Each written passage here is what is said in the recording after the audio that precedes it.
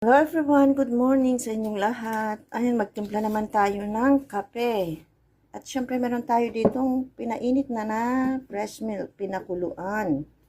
Ang ating Nescafe Suave. At syempre dinadagdagan ko yan ng Alicafe. Kasi pag ito lang ilalagay natin, masyado siyang natatamisan ako. Kaya ang ginagawa ko, kalahati, kada timpla, at dinadagdagan ko na lang siya ng Cafe Suave. Ayan. At dahil mainit na ang ating milk o kumulo na siya. Ayan. Dagdagan pa natin. Meron pa tayo ditong konting natitira. Sayang din. Ayan.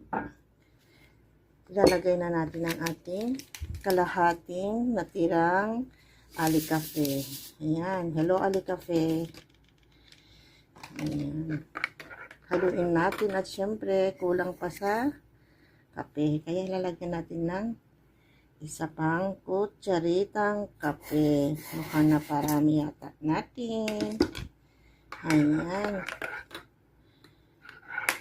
Pagkatapos, haluin natin. Tikman kung okay naman na siya.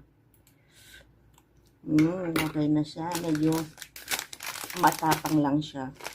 Siyempre ang ating paboritong croissant with cocoa and vanilla flavor. Cocoa, kakao o ano pa. Ayan lang po.